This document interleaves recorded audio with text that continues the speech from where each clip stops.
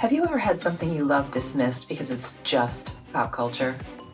What others might deem stupid shit, you know matters. You know it's worth talking and thinking about. And so do we. Come overthink with us as we delve into our deep thoughts about stupid shit. Hi, I'm Tracie Decker. And I'm Emily Birken. And you're listening to the teaser episode of Deep Thoughts About Stupid Shit. Because pop culture is still culture. And shouldn't you know what's in your head? Today, we're going to share with you why we're thinking deep thoughts about stupid shit, how we got here, and why you should come along. Yes, so this all started in April of 2023 when Tracie and I were taking a little DIY writer's retreat in Harpers Ferry, West Virginia.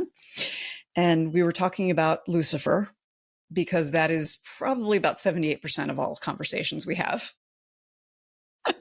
And realizing we have been doing a rewatch together, we're coming close to the end of it, and realizing that we were going to miss the chatting about the storytelling, about the metaphors and the beauty of the cast and all the wonderful things.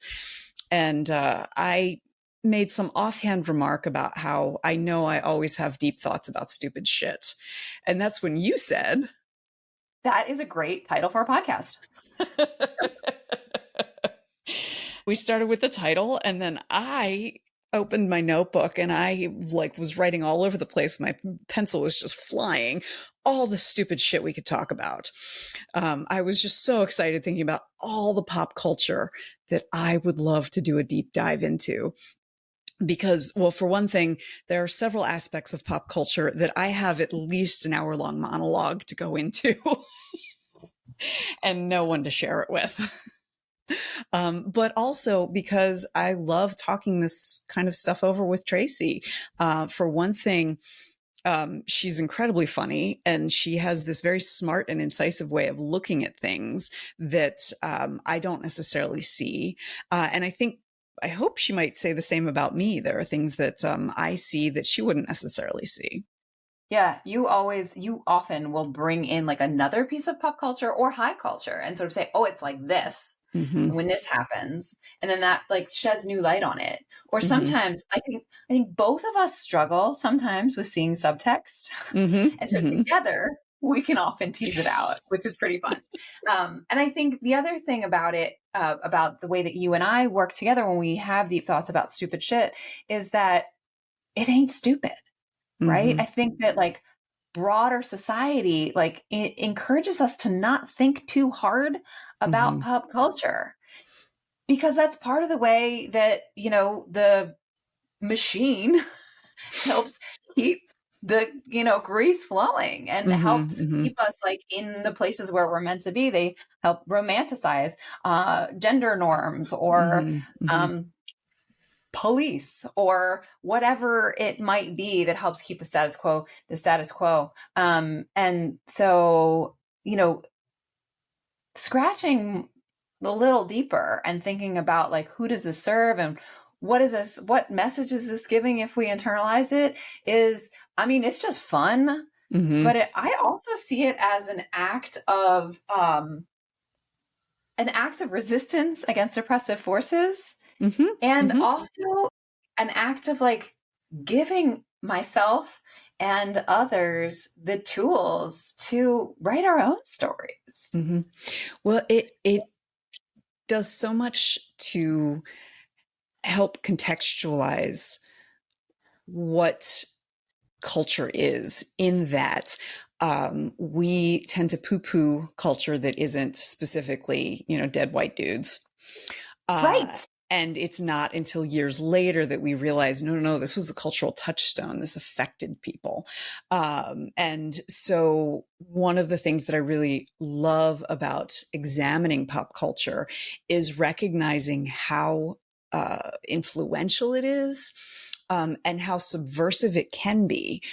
It is often not subversive. It is often upholding the status quo, which is one of the things that can be frustrating about pop culture is, you'll have people saying like, oh, well, that's sexist or that's racist. And people are like, it's just a joke or it's just a cartoon. Don't take it so seriously. And I was like, no, we must take it seriously.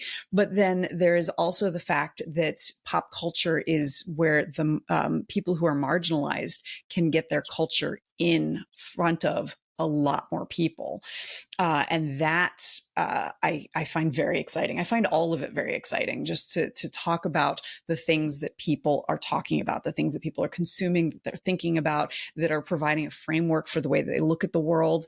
And you can't get that with, the like snobby kind of culture that people think of as culture. Yeah, it's not just the canon or the award winners each year. Mm-hmm, Yeah, mm-hmm. exactly. Yeah. Sometimes it's the really crappy, it's the really stupid shit that everybody saw and no critics liked. It got 0 stars on Rotten Tomatoes or whatever, but everybody saw it. Everybody saw it. Yes.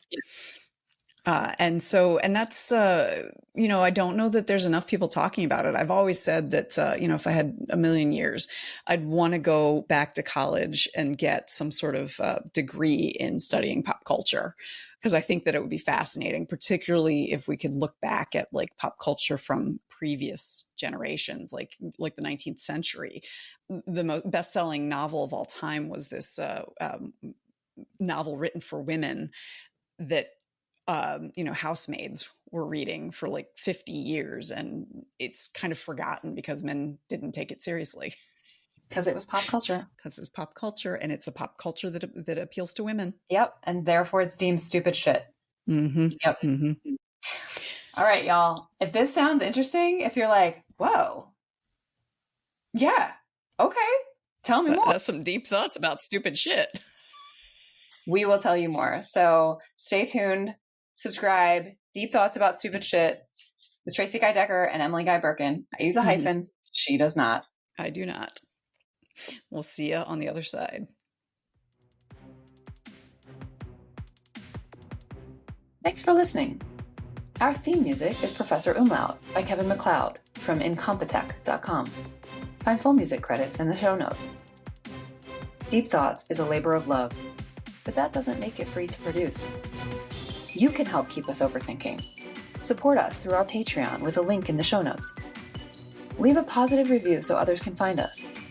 And share the show with your people. Until next time, remember, pop culture is still culture. And shouldn't you know what's in your head?